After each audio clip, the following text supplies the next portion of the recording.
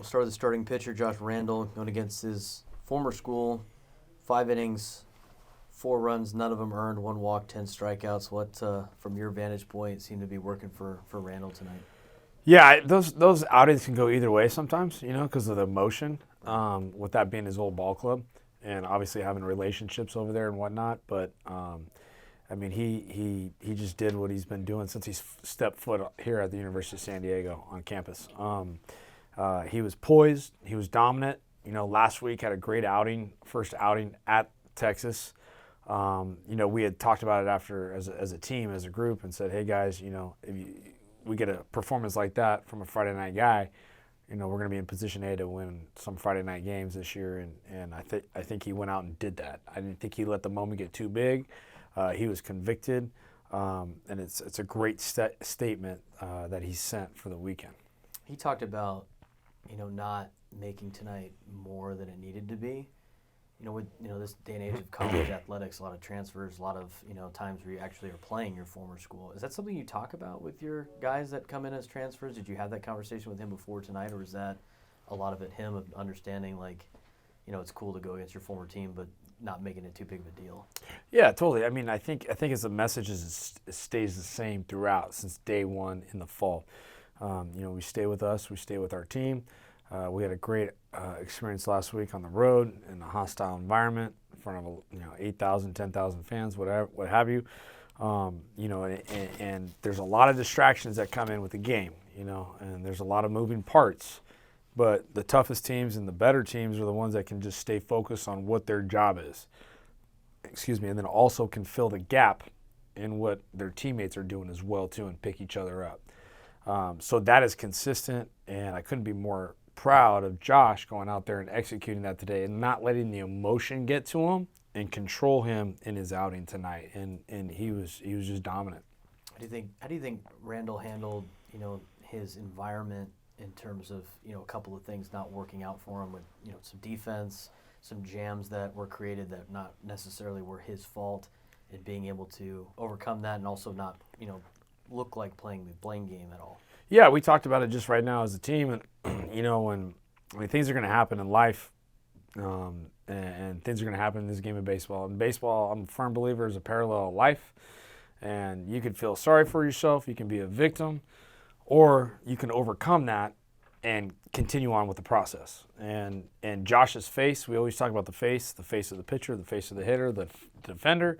His face did not change, and he was on a mission to attack the hitter every single time. And that says a lot about his poise, and that said a lot to me as his coach tonight of okay, hey, we got a real Friday night guy here that is not going to back down over anything. Shapiro looked really good too. He went 3 innings, 8 punch-outs in the 9 batters that he faced in 40 pitches. He just was electric tonight. What did you see out of him? Obviously, that was working. Yeah, confidence. Just executing pitches, meaning he stayed with himself. Same thing, conviction. Not letting the moment get too big. It's a close game when he comes in. And Coach Flores has just done a great job with our pitching staff. With that same mentality that we're talking about, right? Executing pitches, taking care of the height, being able to change speeds, being able to put people away with 2 strikes. I know we had a little bit of trouble with that last year with the young pitching staff. But again, couldn't say enough about what Coach Flores and Coach Grady Miller have done with these pitchers thus far, so far with pounding the strike zone and putting people away with 2 strikes. And that's what those guys did tonight. How were you able to jump on Jackson Kent as early as you guys did? It's sticking with our process on the offensive end, and staying with 1 pitch at a time, 1 at bat at a time. It's team offense here at San Diego, and guys start to stick out because of that. But when you're looking for the big hit, you're not going to get the big hit. It's 1 pitch at a time. Work the count. You get to work the count here to be able to put yourself in a good position to succeed. And I thought our guys did a great job of that. DeCrisio starts us off with a leadoff walk, in that first inning to get things going. That first inning kind of set the tone to be able to do what we can do as far as execute. I thought we did an excellent job tonight executing on the offensive end, an excellent job with 2 strikes. I think 2-strike hitting has always been a staple in this program, and it really showed tonight in big spots, especially with runners in scoring position. And I couldn't be more proud of our guys. Ryan Ward comes off the bench, locked in, ready to go. DeCrisio had to come out of the game because of a little injury, and comes up in a big spot there with 2 strikes and gets that double to left center to drive in a run. But all the way around, the 2-strike hitting was prominent tonight. Yeah, overall offensively, everybody in your lineup got a hit. The only one that didn't had a productive at bat mixed in, and everybody but 2 players got an RBI. What does that say about just what the program is offensively? Yeah, it's relentless. I mean, Gabe Darcy got to get in there tonight, and I was so proud of him. He's battled through some injury bug a little bit in January. I don't think he's seen live pitching for about 3 or 4 weeks, and had a couple tough at bats there. Didn't give up, didn't quit. Comes up in a big spot, just fouling pitches off, and then gets a pitch up to be able to hit that double down the left field line to score a run. I think that shows the relentless mindset of this offense. The last thing I wanted to ask you was to kind of go back to, against their starter. How important is it when you go against a Friday night guy to get on the board as quickly as possible? It is. It's important. I mean, our goal is to get him out as early as we can to get to the bullpen. We didn't do that. I think he used 45 pitches through 2 innings, which was awesome job by our guys. And then he got into a rhythm. Give him credit, man. He started mixing different pitches, started kind of attacking us a little bit more. He had a couple 5-pitch innings that I don't really like as an offensive coach. But our guys stayed with it, man. They stayed with it. They were relentless. They kept competing. They didn't give in. That 4-run inning, our guys kept their toes tapping. They kept going toe-to-toe with them. To get him out of the game, and we were able to get to that bullpen. We beat their best guy too that came in as well, and that was huge for us to get to more guys in the bullpen for the rest of the weekend. Yeah, it was a lot of fun. I think the atmosphere was great.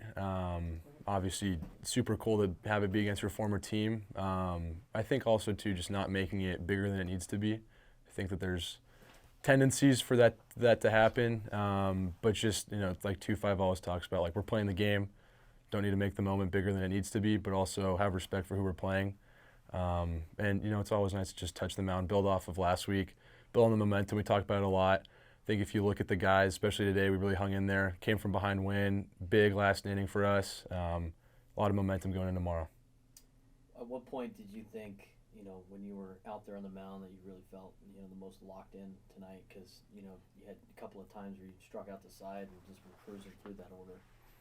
Yeah, probably the whole game, honestly, leading up to even when I was playing catch. For me, it starts real early with my routine before the game, and just feeling constantly locked in throughout, kind of in that flow state. And again, just having respect, knowing those guys on the other side, so I know what they're going to bring. So it just kind of adds that extra juice to, myself bring it as well. So not that I need any added motivation when I'm out there, but obviously it helps to have a little bit of added adrenaline. And a tough third inning, obviously, with the defense behind you, and you guys met on the mound, as a group. What was that conversation like? Obviously, it seemed very positive. You guys got out of the inning, but you give up 4 runs, none of them were earned, but it seemed like you kind of pepped up your defense there. Yeah, so I think the biggest thing was just to calm everyone down. I think that errors are part of the game. I'm not unrealistic about that. So for my job, the way I look at it is I got to pick Jack up and I got to, pitch us out of that. And then I think if you look like later in the game, Jack has a huge at-bat to plate some RBIs. So, I want to do my job and to pick Jack up and move on from the moment because it's in the past. And then Jack did a great job of picking himself up. And so I think that we showed a lot of resilience and a lot of fight, and we showed great response tonight. Recognizing that errors are part of the game and they're going to happen. It's more about how you respond than the actual error itself.